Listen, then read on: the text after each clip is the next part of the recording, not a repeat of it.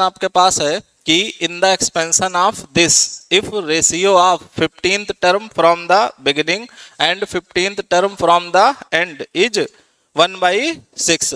तो हमने इसमें तुमको सिखाया था कि शुरू से कोई टर्म और आखिरी से कोई टर्म, उसको निकालने के लिए आपको सिंपल सा काम क्या करना है कि बायनोमियल को उल्टा कर देना है। बायनोमियल को क्या कर देना है? उल्टा। तो अगर हम लोग T15 बोले शुरू से और T-15 बोले आखिरी से, T15 मतलब शुरू से 15वां टर्म और T-15 मतलब आखिरी से 15वां टर्म। तो जब इसमें हम लोग अप्लाई करेंगे तो ये T अगर 15 है तो ये कैसे लिखेंगे हम लोग? यहाँ पर लिखेंगे NC14, एक कम लिखते हैं। अगर TR+1 है तो यहाँ R लिखते हैं, तो जितना यहाँ होता है उसमें एक कम, तो T15 है तो NC14। और जैसे ही तुमने ये लिख लिया तो इसको लिखेंगे, तो ये क्या लिखा है? 2 की पावर 3/2 की होल पावर n-14 इंटू, इसको जब हम लोग लिखेंगे तो क्या लिखेंगे? 3 की पावर -1/3, क्योंकि ये ऊपर चला जाएगा ना, और इसकी होल पावर 14। तो ये हो गया। अब तुमको जब उल्टा करना है तो तुम्हें दिमाग नहीं लगाना, बस इसको उल्टा कर देना है। इसको क्या कर देना है? इसको पहला मानना है, इसको दूसरा। तो हम लोग जब लगाएंगे तो NC14 और 3 की पावर -1/3 की होल पावर, ये 3/2 नहीं 1/3 होगा ना, 2 की पावर 1/3, ठीक है। तो ये 3 की पावर -1/3 n-14 इंटू अब क्या है? 2 की पावर 1/3 की होल पावर 14। तो ये हमारे पास आ गया। और ये वैल्यू हमको कितनी दे रखी है? 1/6। कोफिशिएंट क्या दे रखा उसमें कि अगर ये टर्म बराबर करे तो इनका ये आता है। तो अगर हम लोग इसको सॉल्व करें तो ये दोनों तो कट जाएंगे। अब अगर इसमें देखें तो ये 2 की पावर लिखा है 2 की पावर n-14/3 लिखा है कि नहीं? और ये लिखा है 2 की पावर -14/3, ऊपर जाएगा ना, तो 2 की पावर -14/3। ऐसे ही अगर हम लोग इसको देखें तो t की पावर -14/3 और ये ऊपर चला जाएगा तो आ जाएगा t की पावर कितना? ये ऊपर जाएगा तो, या इसको नीचे ही ले आओ और बढ़िया है। तो ये 3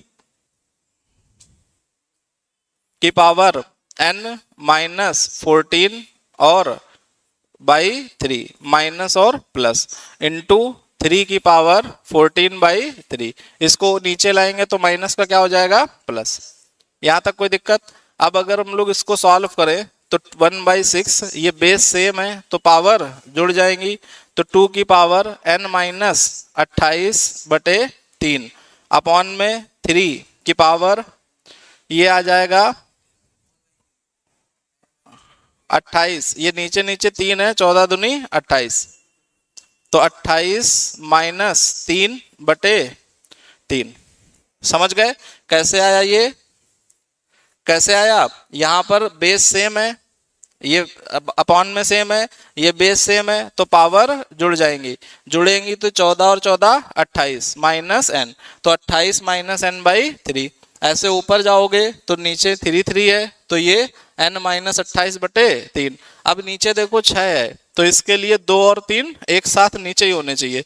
तो इसके लिए हम लोग क्या कर सकते हैं? 1/6 = 1 तो जिस समय ये नीचे आएगा उस समय क्या हो जाएगा? 2 की पावर 28 - n/3 और 3 की पावर 28 - n/3। तो यहाँ से अगर देखो तो ये भी 6 है और इसमें पावर सेम है तो ये भी 6 है, तो दोनों की पावर क्या हो जाएगी? 1/6 और 6 की पावर 28 - n/3।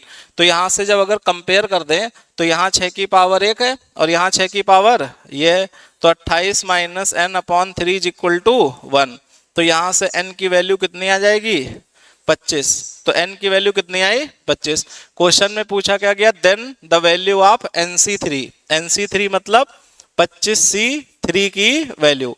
तो इसको तुमको सॉल्व करना पड़ेगा फैक्टोरियल 25 फैक्टोरियल 3 और फैक्टोरियल 22, तो ये 22 तक कट जाएगा, 23, 24, 25 अपॉन में कितना 6, तो ये आ जाएगा 4, तो यहाँ से 2300 उत्तर आ जाएगा। तो ऑप्शन कौन सा आपका करेक्ट, बी सही हो जाएगा।